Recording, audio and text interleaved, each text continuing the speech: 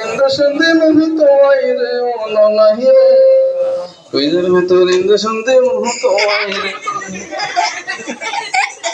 এমন এক ডাক্তারের কন্ট্যাক্ট করি কোনো রোগী নেই সমস্যা নেই আমার বেতন তো আর কাটা যায় না বেতন আমি মাসে মাসে ঠিকই 5,000 টাকা নেই এবার রোগী আসুক আর না আসুক কোনো সমস্যা নেই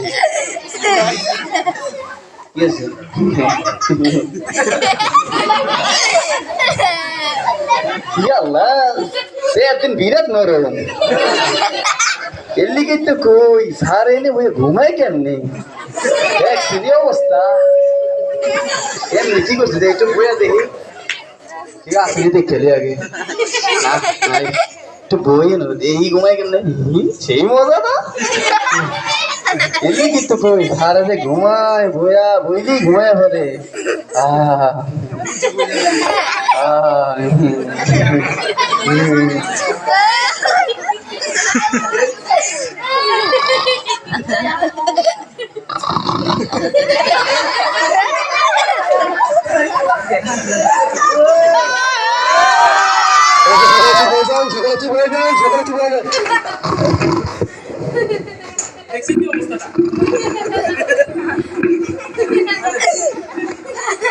দেখছেন নি কারবারটা এমন ঘুমাইতেছে কত বড় বেয়াদব এই ডাক্তারের আকাশ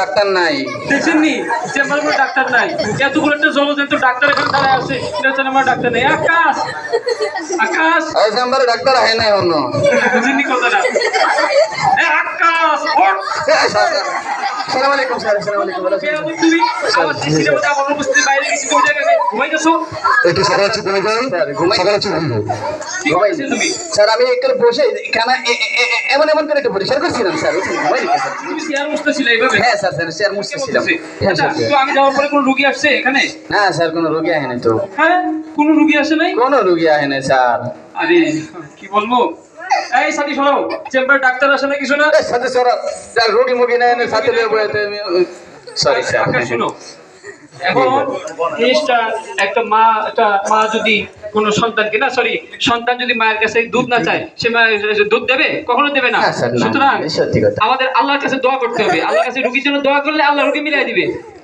hi sir high high high তুই কি জানো না সেটা হাই স্যার এটা বুঝলে গেছি একসের আমি তোমার পাপি ডাক্তার একজন নেককার কন্ট্রাক্টর আল্লাহ আমি পাপি নি আমি পাপি ও সরি স্যার সরি বুঝলে গেছি স্যার ইয়া আল্লাহ আমি আপনার নেককার ডাক্তার একজন গুনাহগার পাপি কন্ট্রাক্টর আল্লাহ ইয়া আল্লাহ তুমি আমার ডাক্তারের চেম্বারে একটা রোগী পাঠিয়ে দাও আল্লাহ একটা রোগী এলে হইবে আল্লাহ একটা রোগী পাঠিয়ে দাও আল্লাহ আর কিছু চাই না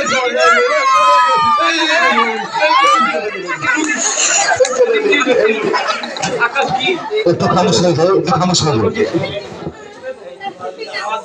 স্যার রোগী এসেছে কি আল্লাহ দোয়া কবুল করেছে স্যার আল্লাহ দোয়া কবুল আল্লাহ মিলাই দিছে আস্তে আস্তে রোগী শুধু ধরাই যায় না আল্লাহ কি রোগী মিলাই দিছে রোগী শুধু ধরাই যায় না ভিতরে ভিতরে ভিতরে ভিতরে ভিতরে ও ভিতরে ভিতরে নেন ভিতরে ভিতরে ভিতরে ঢুকাই ফেলা যা আছে ভিতরে ঢুকাই ফেলা কিলা ফেলা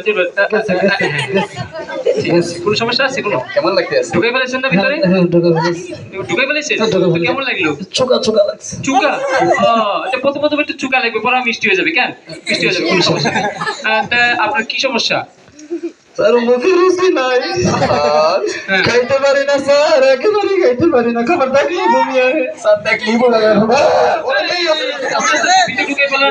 ঢুকাই ফেলান ভিতরে ঢুকাই ফেলান আস্তে আস্তে আস্তে ঢুকছে এই তুমি আর কথা বলিও না তোমার কথা বলে সব বাইরে হয়ে যাবে ভিতর থেকে এই রুগীর কি সমস্যা হয়েছে স্যার এই রুগী কি সমস্যা বলো জন্ডিসের সমস্যা জন্ডিসের সমস্যা তাইলে তোমার জন্য একমাত্র প্রেসক্রিপশন হলো তুমি বেশি বেশি ঠান্ডা খাবা যতবার ঠান্ডা আর ঠান্ডা তুমি ভাত খাবা ঠান্ডা করি এবং তরকারি খাবা ডাল খাবা ভর্তা খাবা যা খাবা সব ঠান্ডা হবে কোনো জিনিস ঠান্ডা ছাড়া এমনকি ভাতটা ঠান্ডা ফ্রিজে রাখা বেলটা গুলে গিলি খাইবা কেমন আমার কি সমস্যা আমার তো স্যার হাত আছে আমার কি সমস্যা ঠান্ডা খেতে পারবো না আপনার রুচি নাই এ কি কন আপনার যদি রুচি না থেকে যদি এই অবস্থা হয় তো রুচি থাকলে কি হবে কোন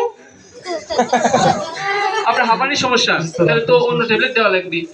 আর আপনার হাঁপানির সমস্যা, তাহলে যত বেশি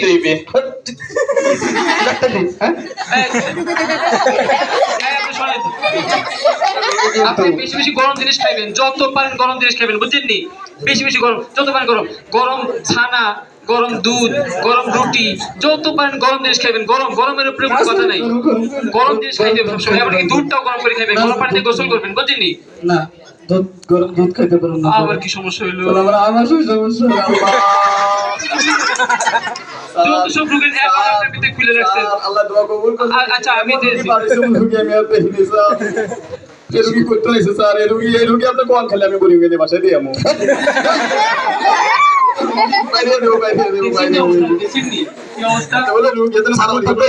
আমি তো ওষুধ দিয়েছি। এই চুপ করো আকাশ, টাকা তুই দিবি? ডাক্তার তো আমি দিই। এই শোনো, এই তোমার জন্য, তুমি কি রোগী? তোমার তো দেখে রোগী মনে হয় না। আচ্ছা, শোনো, তোমার যেহেতু সমস্যা, হাঁপানির সমস্যা, তুমি বেশি থেকে বেশি তুমি মিষ্টি খাইবে, যত পারো মিষ্টি খাইতে হবে। তোমার মিষ্টির উপরে কোনো কিছু নাই। মিষ্টি, ছানা, দই, দুধ সব মিষ্টি করে, এমন ভাতের সাথে মিষ্টি করে গলা খাইবা, বুঝছো নি? সব মিষ্টি খাইতে হবে। মিষ্টি খাইতে পারো না স্যার। আবার কি সমস্যা হইলো? তাও তোমার চেক করতে হবে এখন। এত সমস্যা, এত রোগের ভান্ডার নিয়ে মানুষ এবার চলে। তুই আমার সামনে ওঠো, সামনে ওঠো। পেটে ডায়াবেটিস পেটে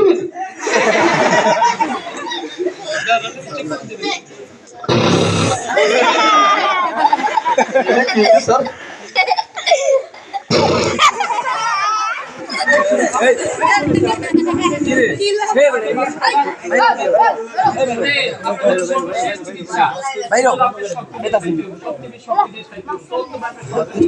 বুঝলেননি? বেশি বেশি শক্তি দিন। যেমন গরুর গোস্ত আছে, গোস্ত খাবেন বেশি বেশি। গরুর গোস্ত আছে, মুরগির গোস্ত আছে, কুত্তার গোস্ত আছে, সব গোস্ত খাইবেন, বুঝছেন? লাফার গুস্ত খাইতে পারো না। হ্যাঁ?